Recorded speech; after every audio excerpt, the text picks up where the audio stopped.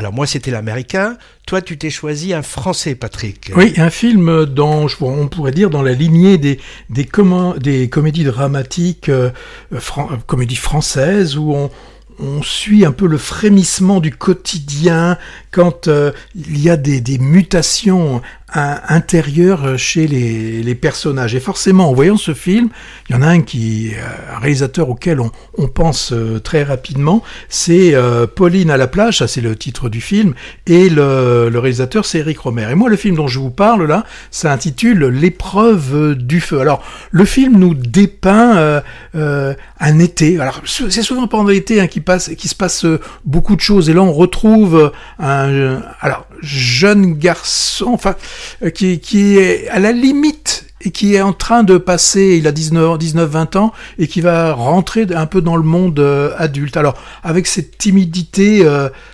peu voilée, mais qui va oser s'affirmer sous le regard de qui? De ses copains qu'il retrouve sur cette île bretonne. Je crois avoir reconnu qu'il s'agit de l'île de Noirmoutier.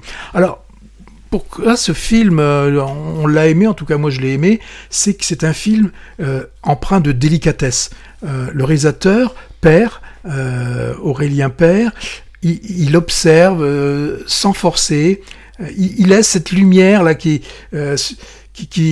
passe sur ces jeunes acteurs, et il y a des moments moi que j'ai aimé quand ce jeune là qui a des instants où on sent bien c'est une des premières fois qu'il va avoir une expérience amoureuse, il se sent pas bien, et là on peut tous peut-être retrouver ces expériences qu'on a pu avoir, et j'ai trouvé que c'était assez bien amené. Et alors, qu'est-ce qui va se passer pour ce jeune garçon?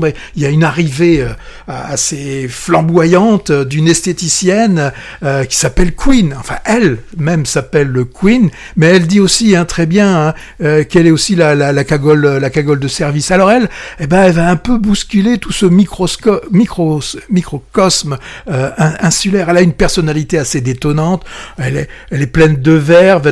Beaucoup de tendresse, une affirmation de soi, et elle ose tout, elle ose tout faire avec cet Hugo qu'elle va.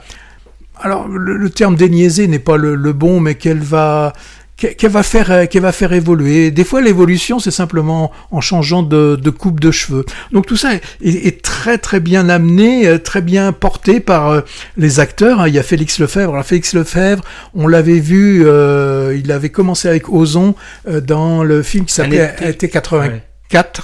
Et puis il y a 2 ans, il était avec Cécile de France dans la Passagère. Alors et puis l'actrice, donc je ne connaissais pas, c'est Anja Verderosa. Alors elle est formidable. Donc ce film est capable de capter l'intime, la chaleur de l'été, le poids du regard social, le poids des autres, les autres qui sont capables de juger très rapidement quelqu'un qui n'est pas de sa classe sociale, s'entend. C'est un film sur cette dureté des rapports qui peuvent exister entre tous ces jeunes. Donc pour moi, L'épreuve du feu, ça nous touche par sa sincérité, une capacité à être très nuancé, à filmer les sentiments, on peut le dire, pas de jugement, pas d'idéalisation. En fait, c'est un film assez lumineux, et que j'ai un très beau moment de cinéma, intime, et qui, je pense, qui peut laisser une place dans le cœur des spectateurs, et surtout, je pense que c'était la bonne période que de la sortir, comme l'action se déroule, de le sortir en été. Ouais, jeune réalisateur à suivre, que cet Aurélien Père, c'est son premier long métrage, sensible, très maîtrisé. C'était à l'origine, comme souvent, un court métrage qu'il a repris et étoffé avec bonheur. Belle histoire d'amour contrarié qui évoque les préjugés de classe, la difficile émancipation vis-à-vis du regard des autres sur ses choix de vie, et la bande de jeunes acteurs et actrices sont formidables, et tu l'as dit, je vais redire son nom, celle qui interprète brillamment la cagole toulonnaise assumée. Elle s'appelle Anja Verderosa, et à mon avis, on reparlera d'elle, pourquoi pas en révélation féminine au prochain César. J'ai pensé aussi pour la thématique pas pour la forme, hein, au film de la québécoise Monia Choukri qui s'appelait Simple comme Sylvain, sacré meilleur film étranger au César 2023. Film avec que je n'avais pas du tout aimé. Ah ouais, c'était une intello de la quarantaine qui s'amourage d'un bûcheron et ça faisait là aussi des étincelles dans son entourage. La dernière scène de l'épreuve du feu, si émouvante, ouais, elle m'a tiré des larmes. Alors je suis peut-être fleur bleue, mais j'ai trouvé ça vraiment émouvant.